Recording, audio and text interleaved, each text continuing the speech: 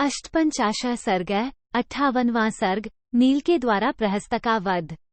इसके पूर्व प्रहस्तकों युद्ध की तैयारी करके लंका से बाहर निकलते देख शत्रुसूदन श्रीरामचंद्र जी ने विभीषण से मुस्कुराकर कहा, एक महाबाहो, ये बड़े शरीर और महान वेग वाला तथा बड़ी भारी सेना से घिरा हुआ कौन योद्धा आ रहा है? इसका रूप, बल और पौरुष कैसा है? इस पराक्रमी निशाचर का मुझे परिचय दो। 2:1/2। श्री रघुनाथ जी का वचन सुनकर विभीषण ने इस प्रकार उत्तर दिया, प्रभु, इस राक्षस का नाम प्रहस्त है।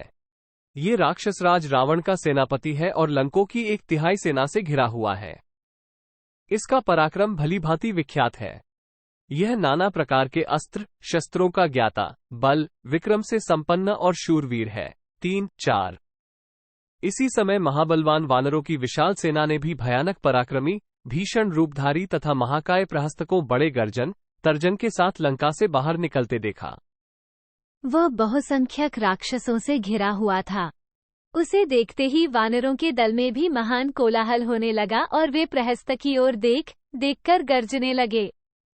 विजय की इच्छा वाले राक्षस वानरों की ओर दौड़े।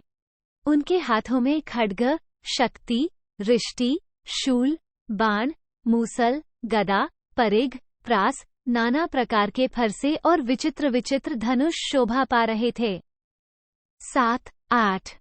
तब वानरों ने भी युद्ध की इच्छा से खिले हुए वृक्ष, पर्वत तथा बड़े बड़े पत्थर उठा लिए। 9। फिर दोनों पक्षों के बहुसंख्यक वीरों में पत्थरों और बाणों की वर्षा के साथ आपस में बड़ा भारी संग्राम छिड़ गया। 10। उस युद्धस्थल में बहुत से राक्षसों ने बहुतेरे वानरों का और बहुसंख्यक वानरों ने बहुत से राक्षसों का संहार कर डाला। 11। वानरों में से कोई शूलों से और कोई चक्रों से मत डाले गए। कितने ही परिघों की मार से आहत हो गए और कितनों के फरसों से टुकड़े टुकड़े कर डाले गए। कितने ही योद्धा सांस रहित हो पृथ्वी पर गिर पड़े और कितने ही बाणों के लक्ष्य बन गए, जिससे उनके हृदय विदीर्ण हो गए। 13। कितने ही वानर तलवारों की मार से दो टूक होकर पृथ्वी पर गिर पड़े और तड़फड़ाने लगे।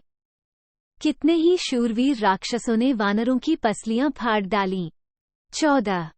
इसी तरह वानरों ने भी अत्यंत कुपित हो वृक्षों और पर्वत शिखरों द्वारा सब ओर भूतल पर झुंड राक्षसों को पीस डाला। 15। वानरों के वज्रतुल्य कठोर थप्पड़ों और मुक्कों से भलीभांति पीटे गए राक्षस मुंह से रक्त वमन करने लगे। उनके दांत और नेत्र छिन्न भिन्न होकर बिखर गए। 16। कोई आर्तनाद करते तो कोई सिन्हों के समान दहाड़ते थे।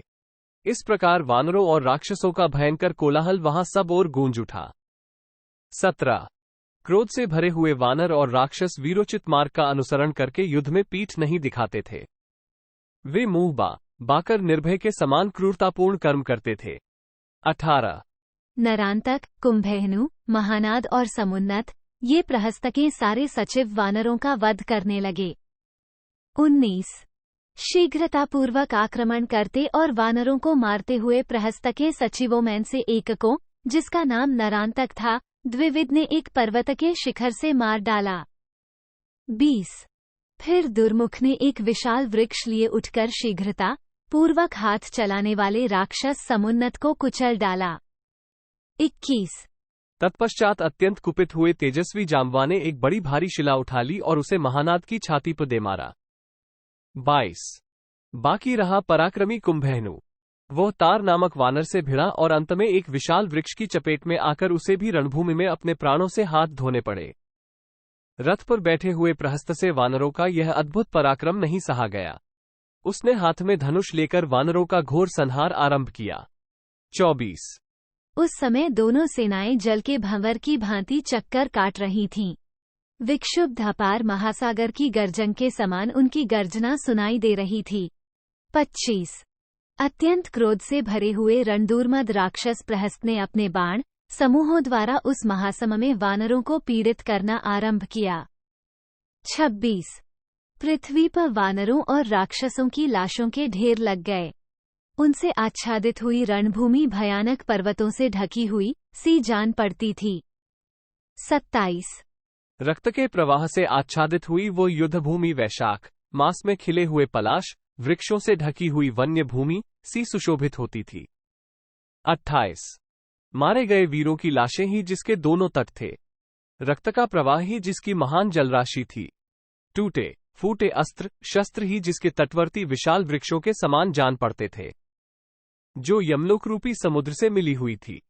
सैनिकों के यकृत और प्लीहा, हृदय के दाहिने और बाएं भाग जिसके महान पंख थे, निकली हुई आंतें जहां सेवार का काम देती थीं, कटे हुए सिर और धड़ जहां मत्स्य से प्रतीत होते थे, शरीर के छोटे छोटे अवयव एवं केश जिसमें घास का भ्रम उत्पन्न करते थे, जहां गीध ही हंस बनकर बैठे थे, कंकरूपी सारस जिसका सेवन करते थे, मेदे ही फेन बनकर जहां सब ओर फैले थे, पीड़ितों की कराह जिसकी कलकल ध्वनि थी और कायरों के लिए जिसे पार करना अत्यंत कठिन था, उस युद्धभूमि रूपिणी नदी को प्रवाहित करके राक्षस और श्रेष्ठ वानर वर्षा के अंत में हंसों और सारसों से सेवित सरिता की भांति उस दुस्तर नदी को उसी तरह पार कर रहे थे, जैसे गजयुत्पत्ति कमलों के पराग से आच्छादित किसी पुष्करिणी को पार करते हैं।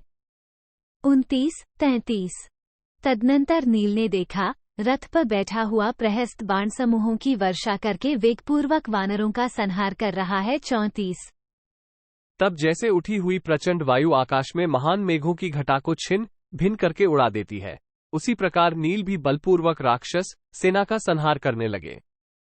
इससे उस युद्धस्थल में राक्षसी सेना भाग खड़ी हुई। सेनापति प्रहस्त ने जब अपनी सेना की ऐसी दुरवस्था देखी, तब उसने सूर्यतुल्य तेजस्वी रथ के द्वारा नील पर ही धावा किया। 35-1/2 धनुषधारियों में श्रेष्ठ और निशाचरों की सेना के नायक प्रहस्त ने उस महासम में अपने धनुष को खींचकर नील पर बाणों की वर्षा आरंभ कर दी।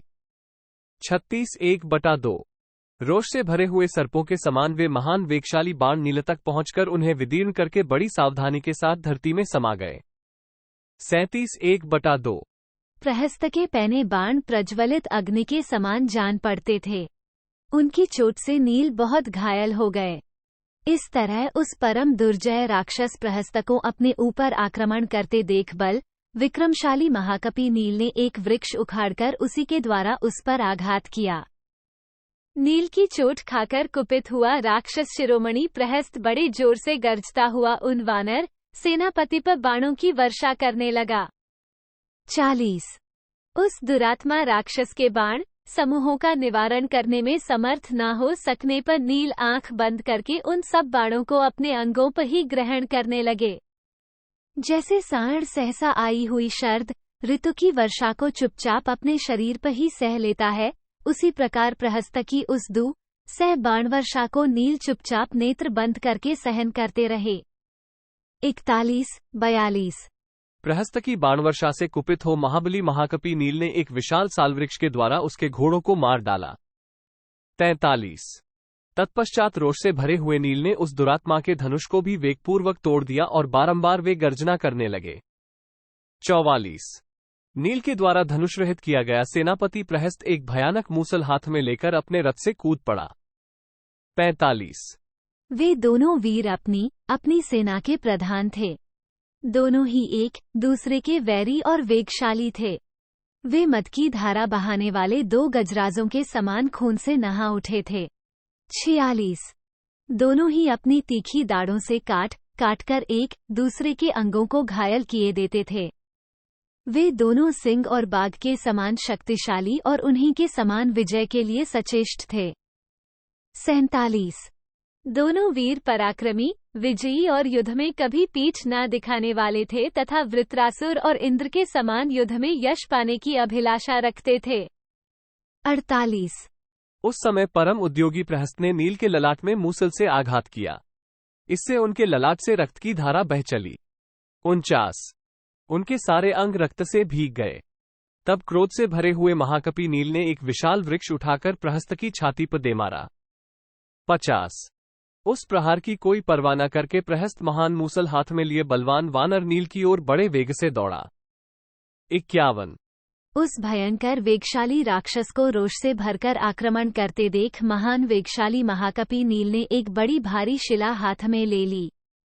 52 उस शिला को नील ने रणभूमि में संग्राम की इच्छा वाले मूसलयोधी निशाचर प्रहस्त के मस्तक पर तत्काल दे मारा। 53 कपिप्रवर नील के द्वारा चलाई गई उस भयंकर एवं विशाल शिला ने प्रहस्त के मस्तक को कुचलकर उसके कई टुकड़े कर डाले। 54 उसके प्राण पखेरु उड़ गए, उसकी कांति, उसका बल और उसकी सारी इंद्रियां भी चली गईं। वह राक्षस जड़ से कटे हुए वृक्ष की भांति सहसा पृथ्वी पर गिर पड़ा। 55 उसके छिन्न भिन्न हुए मस्तक से और शरीर से भी बहुत खून गिरने लगा, मानो पर्वत से पानी का झरना झर रहा हो। 56 नील के द्वारा प्रहस्त के मारे जाने पर दुखी हुए राक्षसों की वह अकंपनीय विशाल सेना लंका को लौट गई। 57 सेनापति के मारे जाने पर वह सेना ठहर न सकी, जैसे बांध टूट जाने पर नदी का पानी रुक नहीं पाता। सेनानायक के मारे जाने से वे सारे राक्षस अपना युद्ध विषयक उत्साह खो बैठे और राक्षसराज रावण के भवन में जाकर चिंता के कारण चुपचाप खड़े हो गए। तीव्र शोक समुद्र में डूब जाने के कारण वे सब के सब अचेत से हो गए थे। 59-60 तदनंतर विजयी सेनापति महाबली नील अपने इस महान कर्म के कारण प्रशंसित होते हुए श्रीराम और लक्ष्मण से आकर मिले और बड़े हर्ष का अनुभव करने लगे। 61 इत्यार्षे श्रीमद् रामायणे वाल्मीकि आदिकाव्ये युद्धकांडे 58 सर्गः 58। इस प्रकार श्री वाल्मीकि निर्मित आर्ष रामायण आदिकाव्य के युद्धकांड में 58वां सर्ग पूरा हुआ। 58